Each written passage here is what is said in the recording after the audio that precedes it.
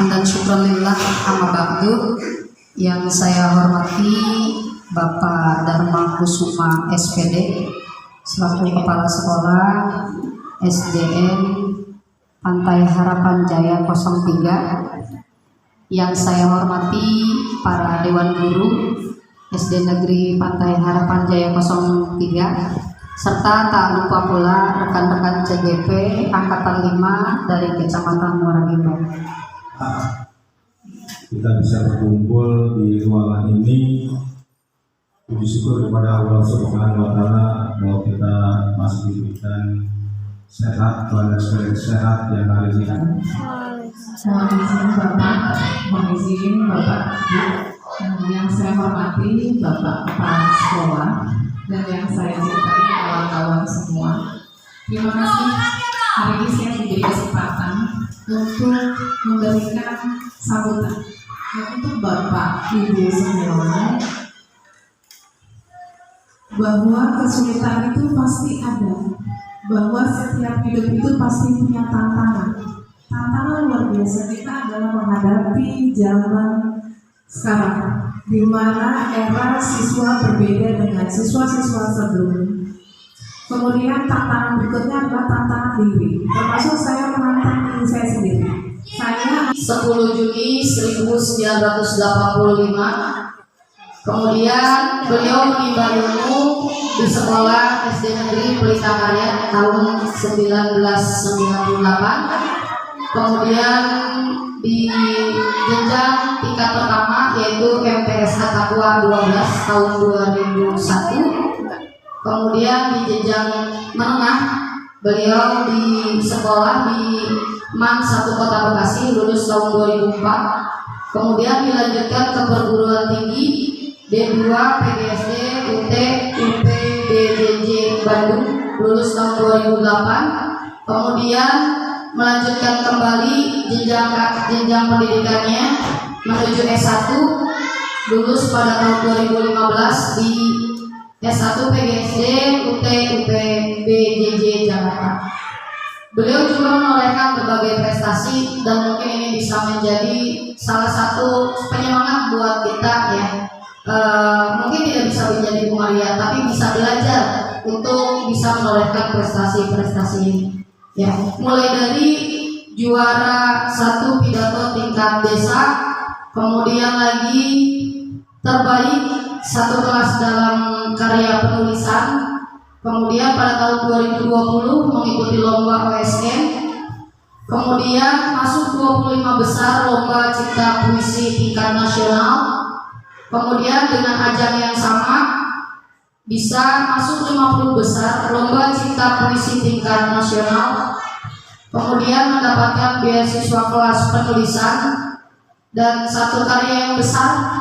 Ya, karena mengikuti kelas penulisan terus, alhamdulillah beliau berhasil menorehkan dengan dapat menyelesaikan 25 judul buku antologi. Ya, mungkin ini nggak semua bisa mendapatkan kesempatan itu. Nah, mungkin kita bisa belajar banyak ketika kita memang hobi menulis, ya bisa sharing dan berbagi ilmu sama teman-teman. Dan kemudian ya prestasi selanjutnya adalah beliau lulus di seleksi guru penggerak dan sekarang programnya sedang menjalani. Ya, dan terakhir ini yang kemarin sedang memang digalak-galakannya karena imbas pandemi, ya itu menuntut kita sebagai guru harus benar-benar kreatif, harus benar-benar inovatif. Bagaimana caranya anak di rumah, guru juga bisa menyelesaikan administrasi atau tugas kewajibannya sebagai pengajar, ya tetap memberikan pembelajaran walaupun pembelajarannya itu dilaksanakan secara jarak jauh. Yaitu beliau menjadi salah satu tim pembuat video pembelajaran pada saat pembelajaran daring di tingkat kabupaten. Ya, nah ini pasti luar biasa. Kalau ini ditulis mungkin nggak akan kelar 1 jam ini kayaknya. Dan untuk dibacakan pun mungkin butuh waktu yang lama juga. Ya, mungkin itu saja ya Bu Maria.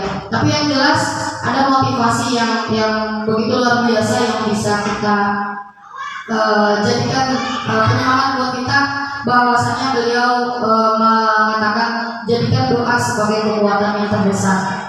Sebab bukan kita yang hebat, tetapi Allah yang memudahkan. Allah kita dengarkan bersama presentasi tentang penerapan budaya positif yang akan ditumbuh kembangkan di SD Negeri Pantai Harapan Jaya 03. Kepada Bu Maria dipersilakan.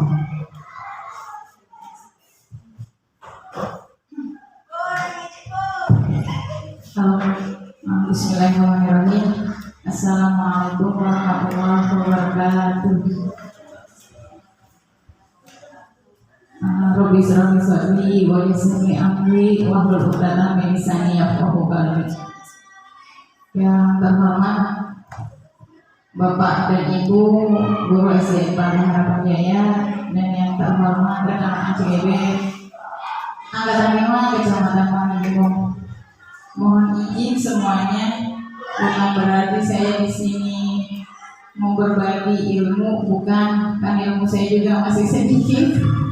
Ini masih dalam tahapan pembelajaran. Kebetulan di program CGP itu kita ada yang namanya tugas aksi nyata. Jadi ketika tugas aksi nyata kita nggak bisa rekayasa lagi. Ya, untuk modul 1.4 ini ada bagian di aksi nyata itu harus sosialisasi. Boleh seminar, boleh juga webinar. Makanya kemarin sempat kita diskusi ini mau ngadain seminar atau webinar gitu kan. Ya mungkin kedua-dua acara ini kalau dijalankan pasti mempunyai kelemahan dan kelebihan. Sebelumnya saya mohon maaf karena telah menyita waktu Bapak dan Ibu, telah mengganggu jamnya juga. Gara-gara saya jadi kumpul di sini, cuma dengerin istilahnya ocehan saya, ya. Mungkin dari materi ini, ya dari pihak kementerian tuh menitipkan gitu ya. Ini budaya positif loh. Kalau cuma disampaikan ke CGP aja kan nanti pasti penerapannya hanya di kelas kita yang kita pegang. Nah di sini kita suruh sharing, suruh berbagi supaya tuh kita satu visi, kompak. Jadi bukan cuma kelas yang saya pegang, kelas yang lain juga bisa sama gitu maksudnya. Kita menyamakan persepsi ya dan mengubah paradigma lama menjadi paradigma yang sekarang.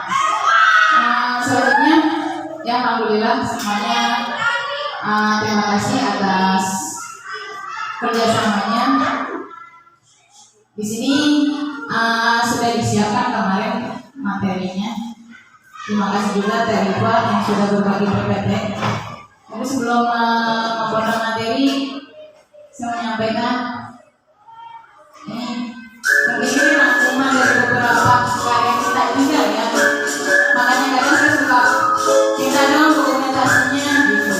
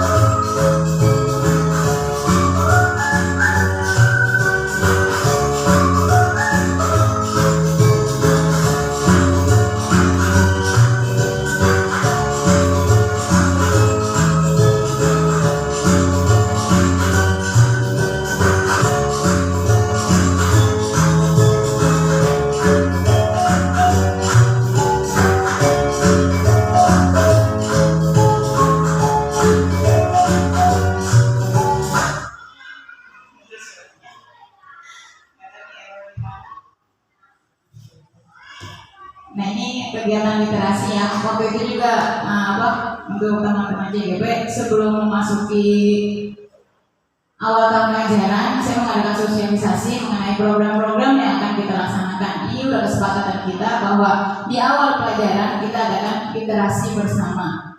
Dulu sih rencananya inginnya di lapangan, tapi karena berhubung lapangannya nggak memungkinkan, dirinya di kelas masing-masing kegiatan masing-masing. Nah ini juga termasuk kegiatan mingguan ya, alhamdulillah berjalan dari awal tahun ajaran, kegiatan infak Jumat, dan kemarin dana infaknya sudah kita sampaikan kepada anak yatim waktu acara Muharram. Alhamdulillah ini rutin diadakan di setiap hari Jumat. Kebetulan gambar diambil dari kelasnya Al-Kafi, kelas 3B. Nah ini juga Muharram dari kelas 1 sampai kelas ini disponsori oleh ibu bapaknya. Alhamdulillah kita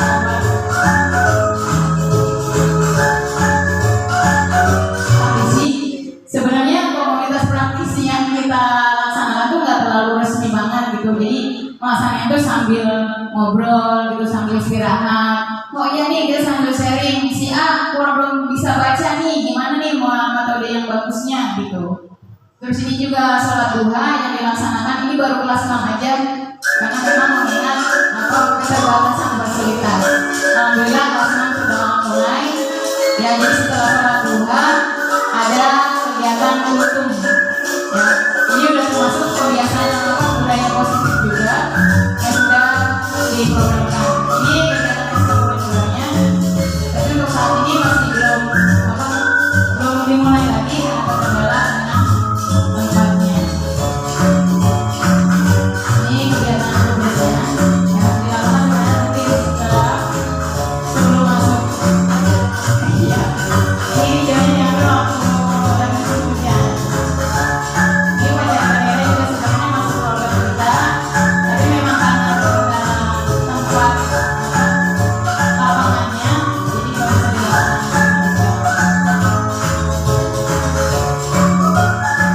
Nah ini seperti video kemarin, ya ketika anak melakukan kesalahan, jadi bukan lagi cara-cara dulu yang kita gunakan. Ya nanti mungkin lebih jelasnya setelah saya paparkan materinya. Ya, jadi ada kesepakatan, ya kita menawarkan dengan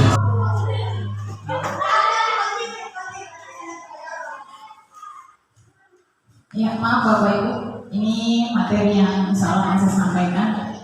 Ya, berbagi praktik baik modul 1.4 budaya positif CGP angkatan 5 di SDN Pantai Harapan Jaya 03. Sekali lagi mohon izin ya, bukan berarti saya lebih tahu atau lebih bisa, bukan. Ini hanya sekedar sharing ya, sharing supaya nanti bukan hanya saya yang menerapkan ini di kelas saya, tapi kita semua di sekolah. Ya, nanti juga ada kalau misalnya ada hal yang kurang jelas kita tanyain aja. Kebetulan di sini banyak guru-guru hebat dari SMA nih yang lebih mungkin yang lebih kompleks masalahnya dibanding kita di SD. Nah di sini ada pertanyaan pemantik. Yang pertama, hukuman dapat mendisiplinkan anak. Menurut Bapak Ibu benar atau salah? Setuju nggak? Ya, hukuman dapat mendisiplinkan anak. Setuju atau enggak? Pada gimana? Pokoknya sambil dimakan itu ala kadar. Enggak setuju, buahnya enggak setuju. Kenapa buahnya? Jangan sedih.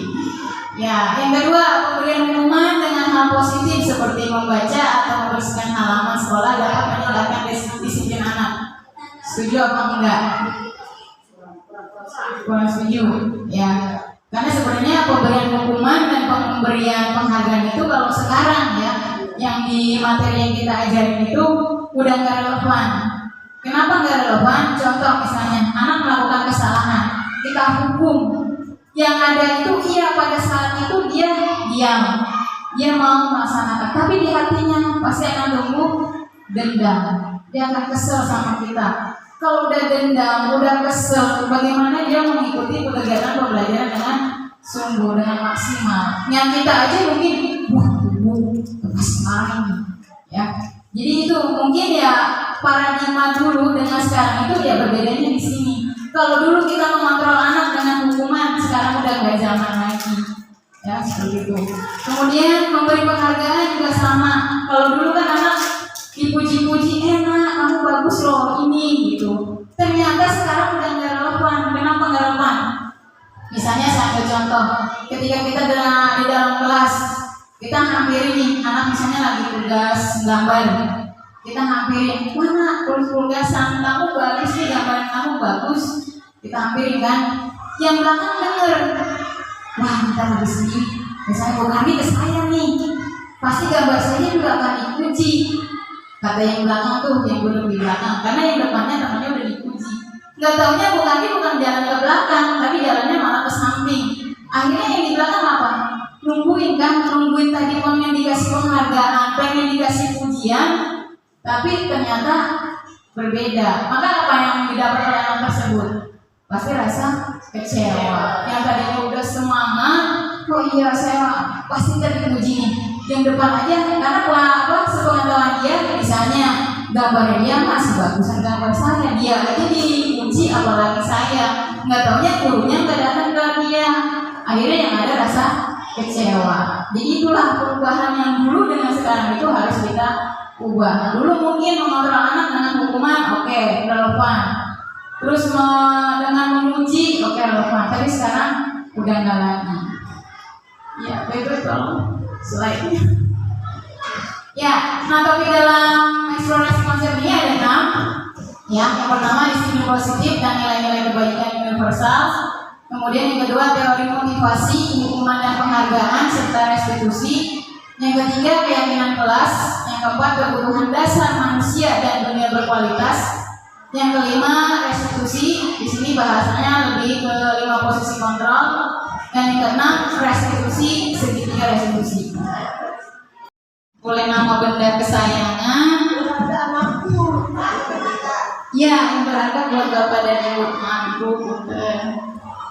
Maaf, ditulis, boleh nama apa saja yang menurut Mbak, misalnya Bu Karni benda berharganya itu sawah, karena sawahnya banyak, ditulis sawah 5 hektar, mobil misalnya. Nah silakan ditulis namanya. Setelah ditulis Bapak Ibu kepel di tangannya, ya, dikepel, ya, dijaga.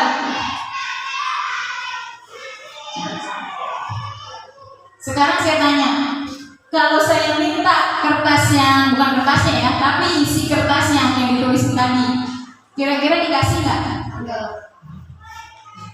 Dikasih nggak? Bu Robia dikasih nggak kertasnya? Isi kertasnya? Nggak. Bu Retno dikasih nggak? Ya, dikasih nggak? Misalnya saya ancam, Jok, tadi lewat mana kalau mau dikasih? Baik, jaga. Ya, masih dikasih nggak? Nggak. Pak Samin, misalnya nanti saya tukar deh Pak Samin sama sebelah semangkok, mau dikasih nggak? Nggak juga. Nggak. Ya. Kurang. Teori mau dikasih saya nggak? Awas, ntar ulangin saya galakin. Oh. Ya, jadi ketika kita sudah menuliskan sesuatu yang berharga di sini, ya, terus paradigma walaupun ada rujukan, ada ancaman, ada rayuan, kita akan tetap mempertahankannya. Boleh tolong slide-nya. Nah, di sini ya ilusi kontrolnya apa? Ilusi guru mengontrol murid itu salah. Ternyata bukan kita yang mengontrol murid, tapi murid yang pada saat itu bersedia dikontrol sama kita. Makanya kadang-kadang kan ada anak, ya anak ini tumben nih, biasanya nurut, biasanya manut, kok sekarang begini. Nah pada saat mereka nurut, pada saat mereka manut dan ikut apa kata kita, sebenarnya bukannya kita yang bisa mengontrol dia, tapi murid itu yang sedang bersedia dirinya untuk dikontrol. Jadi kita udah gak ada alasan lagi, jadi kita puasa nih, jadi guru harus bisa mengontrol murid, bukan ya. Jadi itu udah paradigma lama, ilusi kontrol. Yang kedua, ilusi bahwa kritik dan membuat orang merasa bersalah dapat menguatkan karakter. Itu juga salah. Ya, salahnya kenapa? Karena udah gak relevan lagi sekarang.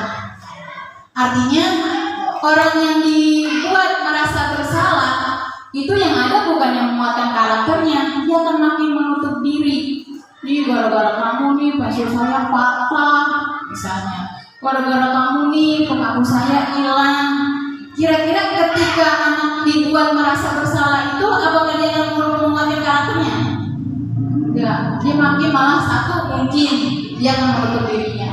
Dia akan lebih malu. Dia juga akan nggak berani mungkin bersosialisasi ke yang lain. Ya, jadi ketika kita melakukan itu udah paradigma lama ya, atau ilusi kontrol. Kemudian yang ketiga, ilusi bahwa semua perbuatan positif, efektif dan bermanfaat. Seperti yang tadi, yang pujian misalnya. Ya, ketika kita memuji satu anak yang satu udah ngarepin nih, wah ntar saya dipuji nih sama guru. Lagi ngomongin sampah, ntar saya dipuji nih. Ketika yang satu dipuji, yang lain enggak, akhirnya apa? Kecewa. Jadi jangankan buat melakukan itu, dia udah males cuma si A doang. Ya, seperti itu. Jadi mungkin dia dalam hati anak itu sudah merasa ibu pilih kasih, yang sayangnya cuma masih A doang, yang sayang enggak. Gitu. Dan yang terakhir, ilusinya bahwa orang dewasa memilih hak untuk memaksa, itu juga ilusi. Kenapa ilusi? Karena semua makhluk itu mempunyai kemerdekaan, termasuk anak itu merdeka, makhluk yang merdeka dia boleh memilih apa yang dia suka, dengan catatan kita sebagai guru tetap mengontrolnya atau membimbingnya. Jadi ketika anak nggak bisa baca nih, dia nggak suka pelajaran itu, jangan kita paksakan. Ya, ketika anak nggak suka matematika, jangan kita paksakan, kita cari solusi lainnya atau kita gali aset yang lainnya yang ada pada anak tersebut. Selanjutnya, apakah makna disiplin? Bapak Ibu, selama ini yang di pikiran Ibu, Bapak, disiplin itu apa? Oh, disiplin itu ketat, patuh, TAD. Apa lagi? Disiplin. Mas Amin, apa? Selama ini yang kita pikirin tentang disiplin itu sesuai aturan, mantap. Ya, pasti disiplin. Ternyata kalau menurut bahasa Latin itu artinya belajar. Ya, disiplin itu ternyata belajar. Belajar apa? Belajar untuk sesuatu hal yang baru. Ya, langsung aja baru. Nah, di sini nilai-nilai kebajikan universal. Ya, setiap perilaku perbuatan memiliki suatu tujuan. Itu menurut Dr. William Glazer. Ya, jadi udah pasti kita melakukan apa nih, pasti ada tujuan, yang nggak mungkin dengan sia-sia atau dengan tanpa tujuan. Ya, nggak mungkin kita naik motor ini mau kemana gitu, nggak mungkin. Dalam hatinya mah pasti ada yang dituju, ya seperti itu. Jadi nggak ada perbuatan yang istilahnya nggak tanpa tujuan atau tanpa sesuatu yang ingin dia hasilkan. Nah, kemudian nilai-nilai kebajikan universal yang kita ingin kita terapkan adalah profil pelajar Pancasila. Itu untuk pendidikan di anak-anak di Indonesia ya, bukan hanya untuk satu provinsi atau wilayah tertentu, tapi untuk se-Indonesia. Di sini profil pelajar Pancasila ada 6 poin. Yang pertama, beriman bertakwa kepada Tuhan Yang Maha Esa dan berakhlak mulia. Yang kedua, mandiri. Yang ketiga, bernalar kritis. Yang keempat, berkebinekaan global, bergotong royong. Yang terakhir, kreatif. Jadi ini PR kita ya sebenarnya ya, untuk membentuk karakter profil pelajar Pancasila. Ya memang berat sih ya, tapi insya Allah kalau kita mulai pelan-pelan ya, masa sih nggak ada yang nyangkut sama sekali istilahnya di anak. Baik, yang kedua eksplorasi konsep pembelajaran 2.2 yaitu teori motivasi, hukuman dan penghargaan serta restitusi. Oke. Teori motivasi perilaku manusia. Yang pertama, untuk menghindari ketidaknyamanan atau hukuman. Ya, tadi contohnya anak misalnya melakukan kebersihan karena dia takut dihukum. Siapa yang pegang hari ini misalnya? Kok kotor? Ya, dia mau nyapu karena untuk menghindari hukuman dari gurunya. Itu yang pertama, itu termasuk motivasi eksternal. Ini bersifatnya jangka pendek dan tidak relevan lagi sekarang. Kemudian yang kedua, untuk mendapatkan imbalan atau dari orang lain. Misalnya siapa yang biasa ngasih bintang ke anaknya, hari ini siapa yang udah melakukan kebersihan? Saya bu, misalnya. Oh ya nak, ini bintang buat kamu, dikasih misalnya sebagai penghargaan. Kemudian nanti besoknya kita misalnya lupa atau tidak melaksanakannya, maka anak itu akan kecewa. Dia ngarepin, dia nungguin, ya.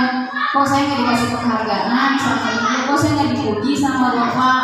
Ya, ini juga bersifatnya jangka pendek. Kenapa jangka pendek? Karena dia tergantung sama pujian itu. Ketika dia nggak dipuji, dia udah nggak mau lagi melaksanakan suatu kegiatan atau budaya positif.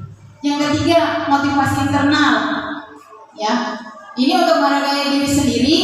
Ya, saya akan menjadi orang yang seperti apa bila nanti melakukannya. Nah, ini bersifat jangka panjang, ya, dan relevan. Artinya, ketika anak atau murid sudah ada motivasi dalam dirinya, ya, dia udah nggak lagi takut sama hukuman, nggak lagi mengharapkan sebuah imbalan jika melakukan suatu kegiatan positif atau budaya positif. Ya, jadi dengan kesadaran dia ketika jalan melihat sampah, dia merasa nggak nyaman, langsung diambil tanpa memikirkan oh ya saya dihukum nih karena saya pikir, enggak. Tanpa juga mana ya bapak ibu supaya saya pikir, enggak. Tapi karena sadar dari dalam dirinya bahwa kebersihan itu adalah untuk keindahan. Jadi ini PR-nya kita yang ditarik tiga tadi, motivasi yang terbentuk dari dalam diri sendiri. Nah di sini ini ada tindakan dulu, ada juga hukuman atau konsekuensi. Mencatat 100 kali dalam buku dengan kalimat saya tidak akan terlambat lagi karena terlambat sekolah. Ini sifatnya hukuman. Kira-kira relevan atau enggak? Bocah enggak, bocah telat. Kita suruh nulis sampai 100 kali. Saya telat, atau misalnya saya tidak akan terlambat lagi. Relevan enggak? Enggak relevan. Masa orang telat kok disuruhnya nulis? Ya, istilahnya begitu. Jadi yang ada apa? Timbulnya dia dendam kepada gurunya yang melakukan hukuman atau memberikan hukuman tersebut. Kemudian yang kedua, lari mengelilingi lapangan basket 2 kali karena terlambat hadir di sekolah. Ini juga sifatnya hukuman. Relevan atau enggak?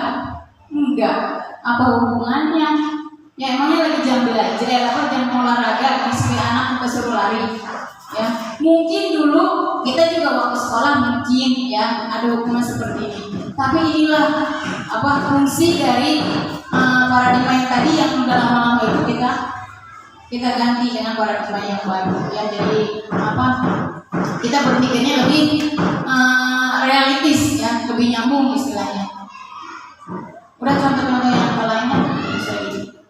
Kemudian perbedaan hukuman sama konsekuensi. Nah kalau hukuman sifatnya sesuatu yang menyakitkan harus terjadi, tapi kalau konsekuensi sesuatu harus terjadi. Kemudian membuat anak sakit misalnya fisik maupun hatinya. Contoh kayak tadi misalnya anak yang telat kita suruh lari. Satu mungkin sakit fisiknya kenapa? Karena dia capek lari kan. Hatinya juga akan sakit kenapa dia kecewa. Ya ibu saya telat kok disuruh lari. Ya mungkin hatinya juga akan dendam sama guru atau masih menaruh hati yang nggak suka sama guru tersebut. Ya. Kemudian hukuman sifatnya akan dibenci sama anak itu dibenci sama disiplin. Ya, jadi malah makin ibaratnya makin mengekang ya, makin membangkang.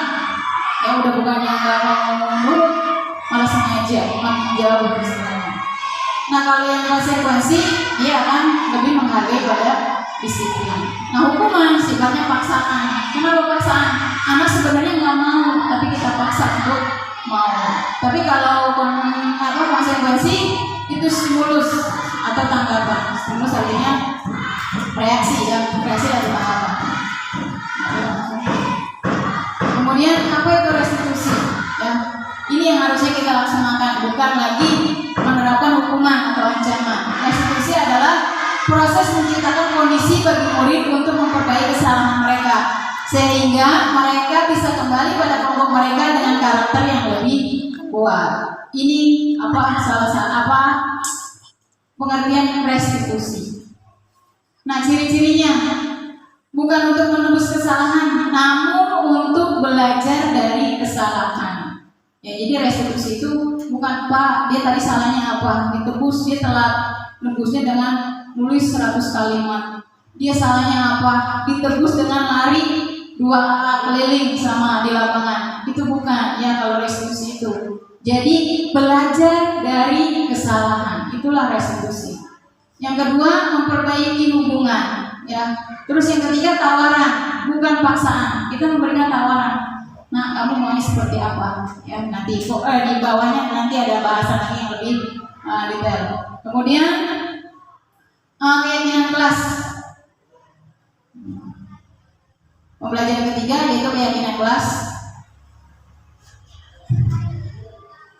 Lanjut, mengapa tidak peraturan saja? Mengapa keyakinan? Contoh di sini ada kata, mengapa kita memiliki peraturan harus menggunakan helm? Pada apa? Bila mengendarai kendaraan roda 2. Ini sebenarnya peraturan, ya. Jadi kalau kita naik kendaraan roda 2 harus memakai helm, ya. Tapi juga bisa menjadi keyakinan. Kenapa? Kita akan butuh helm. Takutnya nanti ketika jalan, ya namanya di jalan, ya mintanya sih selamat. Tapi jatuh, kalau kita pakai helm kan apa? Bisa melindungi kepala kita. Nah dengan begitu kita bukan hanya mematuhi aturan, tapi juga timbul dari dalam diri kita sendiri keyakinan bahwa helm itu bisa melindungi kepala kita dari benturan jika terjadi kecelakaan. Ya, tadi juga contoh kedua memakai masker. Itu sebenarnya awalnya dulu waktu pandemi memang wajib ya, kalau kemana-mana kita wajib pakai masker. Itu peraturan. Tapi kita juga melaksanakannya sebagai suatu keyakinan. Kenapa? Karena dengan memakai masker bisa menghindari kita dari penyakit, ya virus, ya seperti itu. Jadi yang lebih ditekankan itu kita jalaninya berdasarkan keyakinan. Yang kita timbulkan itu keyakinannya, bukan peraturannya. Ya seperti itu. Bu Ade lanjut. Nah di sini perbedaannya antara peraturan sama keyakinan kelas. Kalau peraturan misalnya selalu kembalikan buku ke tempatnya, keyakinan kelas itu tanggung jawab. Jadi dia simple, ya tapi mencakupnya banyak. Kayak tanggung jawab misalnya, kita tulis misalnya membuat keyakinan kelas 5B misalnya kemarin saya tulis 1 tanggung jawab, 2 saling menghormati. Nah dari poin-poin itu banyak yang terkandung di dalamnya. Contoh kalau tanggung jawab, habis jajan nyapa sampahnya buang ke tempatnya, itu juga tanggung jawab. Terus apa? Misalnya nggak berantakin buku, dia juga harus tanggung jawab merapikannya lagi. Yang kedua misalnya menghormati orang lain, di situ cakupannya banyak, lebih luas. Artinya dengan menghormati itu kita nggak boleh membuli, nggak boleh ngatain, nggak boleh ngelecehin, ya. Jadi kalau keyakinan kelas itu sifatnya lebih abstrak, ya seperti itu. Kemudian kebutuhan dasar manusia dan nilai berkualitas. Nah menurut Dr. William Glaser, ya kebutuhan dasar manusia itu ada 5. 1 kebutuhan hidup, ya. Kemudian kebutuhan kasih sayang dan rasa diterima. 2 penguasaan, 3 kebebasan, dan 5 kesenangan, ya.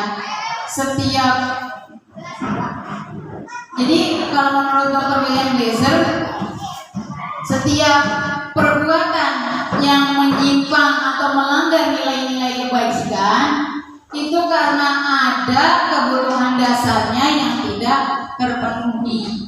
Contoh misalnya kita melihat anak di kelas marah-marah, mungkin anak itu dari rumah belum sarapan sehingga sampai di sekolah perutnya lapar, yang timbul apa? Emosi. Mungkin juga anak itu kurang tidur, ya bayi aja kadang rawat banget sih, iya belum tidur atau tadi tidurnya bantet gitu ya, bantut, jadinya dia uring-uringan, ya seperti itu. Jadi kalau kita selidiki, jadi sekarang tuh jangan mikir anaknya kebiasaan nih badannya atau badan susah nurut gitu. Kita selidiki dulu apa yang melatar belakanginya. Pasti ada kebutuhan dasarnya yang tidak terpenuhi seperti itu. Ya, jadi setiap penyimpangan ataupun melanggar nilai-nilai kebajikan itu karena ada kebutuhan dasarnya yang tidak terpenuhi. Ya, kita itunya ke situ ya. Jadi diidentifikasi dulu apa sih sebabnya ini anak, misalnya kayak contoh ini kenapa dia nggak bisa belajar, nggak bisa baca, nggak bisa fokus dengan baik. Pasti kan kalau kita selidiki, kita identifikasi ada penyebabnya, ada kebutuhan dasarnya yang tidak terpenuhi.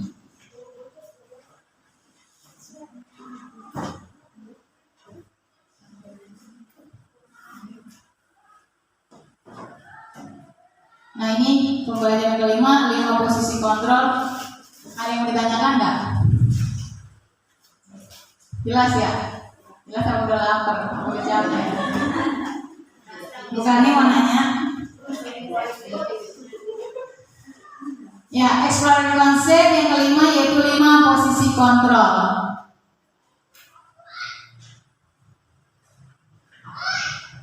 Nah, di sini 5 posisi kontrolnya ada pembuku, ada pembuat orang merasa bersalah, ada juga teman, ada pemantau, dan yang terakhir adalah manajer. Sekarang ya, guru kita sebagai guru dituntut melaksanakan posisi kontrol yang mana? Yang terakhir, manajer. Ya, kita udah nggak boleh lagi sebagai penghukum, karena kita nggak bisa memaksakan anak itu harus menurut guru misalnya, karena mereka adalah individu yang merdeka. Ya mungkin pasti ada pro kontra. Nanti kalau nggak dihukum gimana? Anak ini bisa ini nggak? Ya tadi pakai restitusi penyelesaiannya. Jadi ditawarin, dia akan belajar dari kesalahannya, bukan menebus kesalahan. Nah di sini penghukum ya udah jelas tadi, misalnya anak itu melanggar peraturan apa, pasangannya apa. Sama kayak saya juga dulu dari 2013 itu sebenarnya udah nerapin kesepakatan kelas, bukan kesepakatan, dulu saya bilangnya komitmen ya. Peralihan dari waktu itu saya ngajarnya kelas rendah, tiba-tiba langsung disuruh ngajar kelas 6 sama Pak Nan, bingung ini metodenya nanti gimana. Kalau saya marah kira-kira anak bisa mau dengerin nggak nih? Akhirnya saya punya ide, saya buatlah komitmen kelas. Ya, di situ saya tulis hasil kesepakatan juga sama anak-anak langsung. Misalnya, yang tidak melaksanakan kebersihan, hukumannya pakai kaleng sampah. Ya, kalau saya dulu hukumannya nggak masuk kekerasan fisik, tapi ya sama aja sebenarnya bikin mereka malu. Tujuannya apa? Supaya jerah waktu itu, karena belum belajar yang ini. Ya, dianggapnya itu efektif, katanya nggak efektif kalau belajar sekarang, nggak relevan juga. Mungkin pada saat dulu, ya anak-anak dulu kalau ditanya, dulu kemarin kayak gini gimana, kamu sakit hati nggak? Mungkin, ya mungkin ada juga yang sakit hati. Padahal tujuannya apa? Supaya mereka tetap disiplin, ya, tetap tertib, tetap patuh sama aturan. Seperti itu. Nah, sekarang penghukum itu udah nggak boleh, udah nggak relevan. Ya, jadi harus kita ubah paradigma kita, lama kita. Yang kedua juga membuat orang merasa bersalah. Kamu sih lari-larian, ya akhirnya dia kesenggol, jatuh misalnya, keseleo atau tangannya gimana, itu juga sama. Kita membuat anak merasa bersalah. Ini di sini ada negatif-negatifnya. Ya, akhirnya anak itu merasa dia mungkin dia juga akan benci atau dendam dan gak akan percaya lagi sama dirinya. Ya, pokoknya kalau merasa bersalah kita gimana sih? Ya, pasti akan merasa takut. Ya, dia murung seperti itu. Terus juga ada 5 posisi kontrol yang ketiga, teman. Ya, teman yang kita tuh dianjurkannya pakainya yang posisi kontrol manajer atau sewaktu-waktu pemantau. Ya, kenapa di manajer? Contoh pada video yang tadi saya putarkan, ketika ada anak terlambat, kita tanya, "Nah, kamu kenapa terlambat?" Kita tanya dulu sebabnya apa. "Bu, saya bangunnya kesiangan," misalnya. "Oh iya, bangunnya kesiangan. Kenapa kamu bisa kesiangan?" "Bu, misalnya saya tidurnya malam atau larut malam, atau mungkin dia juga bantu orang tuanya sehingga kelelahan. Ya, sehingga bangunnya kesiangan." Kita tawarkan dulu, kita tanya dulu, kita identifikasi apa sih sebabnya dia.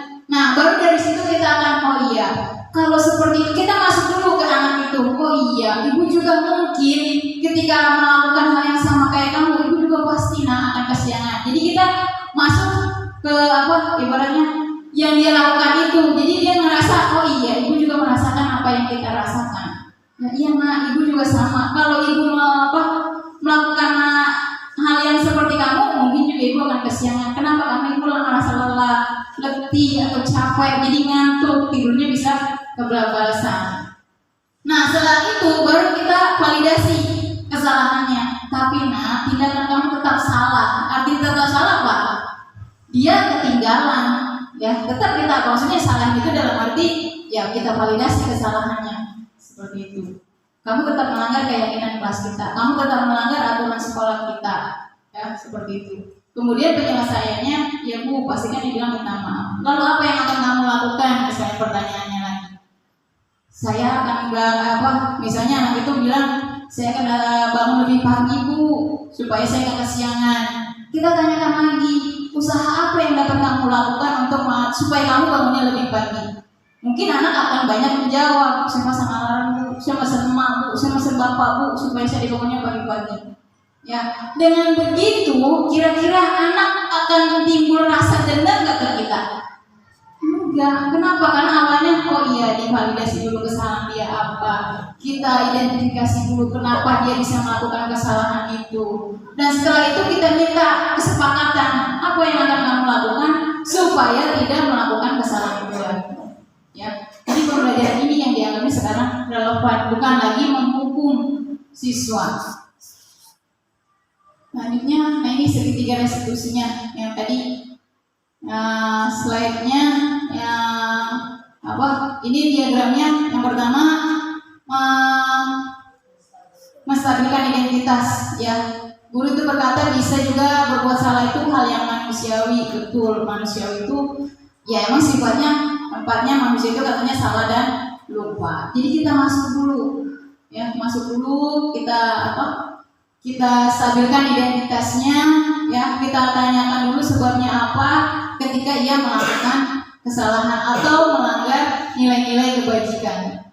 Yang kedua, validasi kebutuhannya, ya itu kita bisa dengan berkata kamu bisa saja melakukan hal yang lebih buruk, ya contohnya misalkan kayak terlambat, ya bisa aja dia kan nggak masuk, udah kesiangan udah ngapain masuk, saya mendingan bolos aja hari ini atau izin. Ya seperti itu. Ya jadi ibaratnya kita validasi kebutuhannya dia dulu.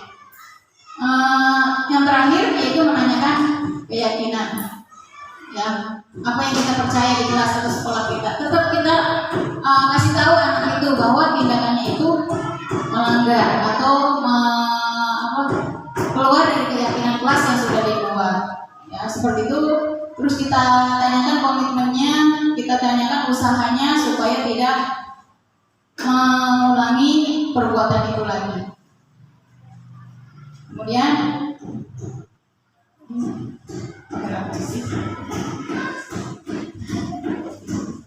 terima kasih atas pemaparan yang telah dijelaskan oleh narasumber kita yaitu Bu Maria Ulfa. Semoga penerapan budaya positif ini bisa ditumbuh kembangkan di sekolah negeri Pantai Harapan Jaya 03 ya. Bapak Ibu yang berbahagia, ya ini karena sudah selesai di bagian pemaparan materi, ya saya mohon ada yang mau merefleksikan ya apa-apa tadi yang sudah dipahami dengan baik atas penjelasan pemaparan yang telah disampaikan oleh Bu Maria. Oke, Bu Nurrohma, Masya Allah ya, udah antusias sekali. Ternyata ingin berbagi ya. Ternyata tadi sudah mendengarkan dengan seksama, ya ingin mengungkapkan apa yang beliau dapat atas penjelasan yang disampaikan oleh Bu Maria. Oke, kepada Bu Nurrohma dipersilahkan ya. Ya tepuk tangan untuk rekan guru kita ini ya dari PHJ 03. Silakan. Ya, Assalamualaikum warahmatullahi wabarakatuh. Waalaikumsalam. Terima kasih atas waktunya kepada Ibu MC, kepada Bapak Ibu juga semua. Terima kasih atas waktu yang sudah diberikan. Alhamdulillah dalam seminar ini ada beberapa hal yang saya bisa mungkin nantinya bisa saya praktekkan ya ketika dalam kegiatan belajar mengajar di dalam kelas, terlebih untuk kelas rendah. Seperti yang tadi, bagian hukuman yang relevan dan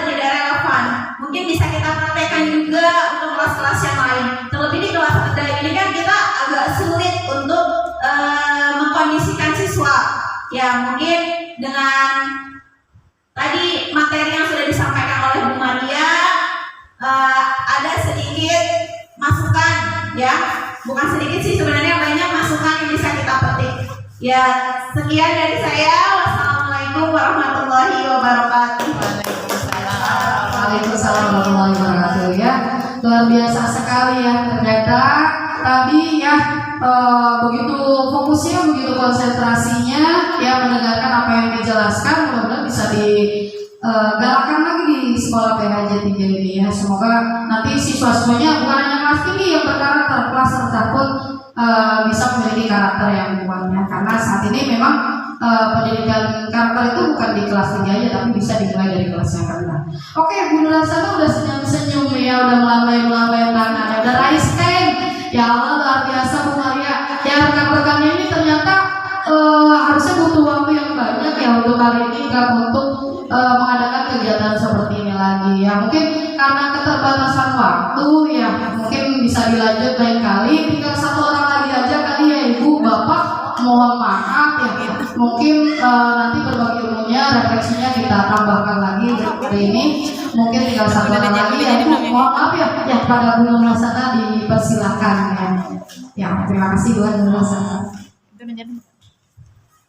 Assalamualaikum warahmatullahi wabarakatuh. Waalaikumsalam warahmatullahi wabarakatuh.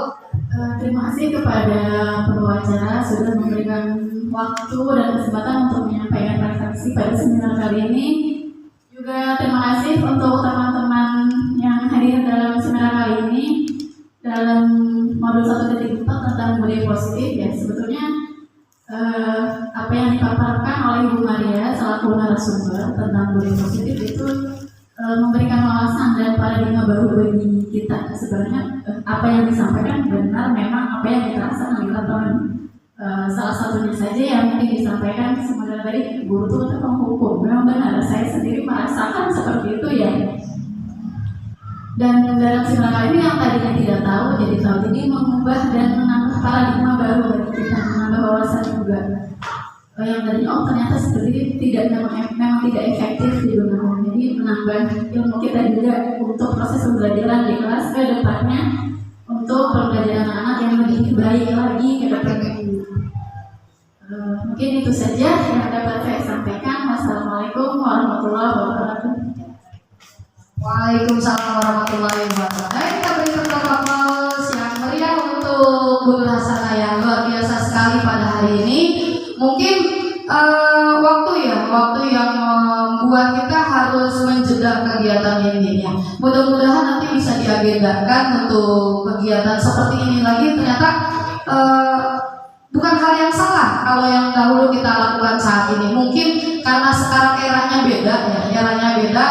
Ketika mungkin orang tua dulu kita pada saat sekolah itu hukuman ya memang tujuannya mendisiplinkan anak. Kalau sekarang ketika hal itu dilakukan di era sekarang itu mereka lebih tahu gitu. Tenang saja, nanti juga kita pasti perlakuannya disuruh bersihin sampah, kemudian nanti dipanggil orang tua. Besok dia melakukan lagi, tenang, besok juga seperti itu lagi hukumannya. Jadi mungkin kita sebagai pendidik tidak boleh menyerah dan tidak boleh merasa lelah ya, karena kita sudah memilih dan memiliki profesi ini ya, kita harus bisa tuntaskan kewajiban kita sampai sebaik mungkin ya. Itulah mungkin yang sekarang menjadi PR buat Bu Maria dan teman-teman. Ini bukan hanya sebatas wacana, ini bukan hanya sebatas sampai di kelas ini saja, sampai di ruang ini. Kalau bisa diterapkan sampai di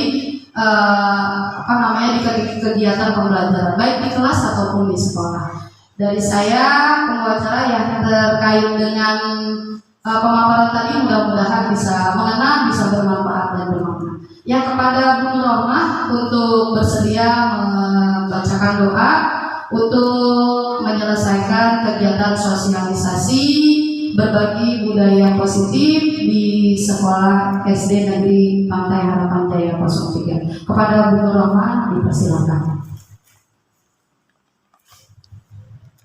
Iya Bapak Ibu, terima kasih atas waktunya. Assalamualaikum warahmatullahi wabarakatuh. Ya, marilah kita angkat kedua tangan kita untuk mengakhiri kegiatan kita pada hari ini. Semoga apa yang sudah disampaikan oleh para semoga teman-teman ibu-ibu yang sedang dalam proses CDP angkatan 5 ini selalu diberikan kemudahan, kelancaran dari awal hingga akhir dan mendapatkan hasil yang baik. Amin amin ya rabbal alamin. Ya Rahman ya Karim ya Arhamar Rahimin irhamna ya Arhamar Rahimin irhamna ya Arhamar Rahimin irhamna. Bismillahirrahmanirrahim. Allahumma bihaqqil Fatihah wa bisyirril Fatihah wa bi karamatil Fatihah ya farijal ham ya kashifal dham ya man ya'bdi yaghfir wa yarham wa yadafi'u balaya ya Allah wa yadafi'u balaya ya Rahman wa yadafi'u balaya ya Rahim. Ya Rabbana ighfir lana wa tub 'alaina innaka antas sami'ul 'alim. Wa sallallahu ala sayyidina Muhammadin wa ala alihi wa sahbihi ajma'in walhamdulillahi rabbil alamin. Rabbana atina fid dunya hasanah wa fil akhirati hasanah wa qina azabannar. Bi fadli subhana rabbika rabbil izzati amma yasifun wa salamun alal mursalin walhamdulillahi rabbil alamin. Ya, sekian dari saya. Saya akhiri. Wassalamualaikum warahmatullahi wabarakatuh. Sudah kegiatan sosialisasi penerapan budaya positif di SD Negeri Pantai Harapan Jaya 03. Saya sebagai pembawa acara pamit undur diri. Bila ada kata salah ucap, salah tindakan, saya mohon maaf. Ya, sempurna itu datangnya dari Allah. Ya, saya berupaya untuk sebaik mungkin membawa suasana di acara pada kegiatan hari ini bisa berjalan lancar. Pamit undur diri. Akhirul kalam. Assalamualaikum warahmatullahi wabarakatuh.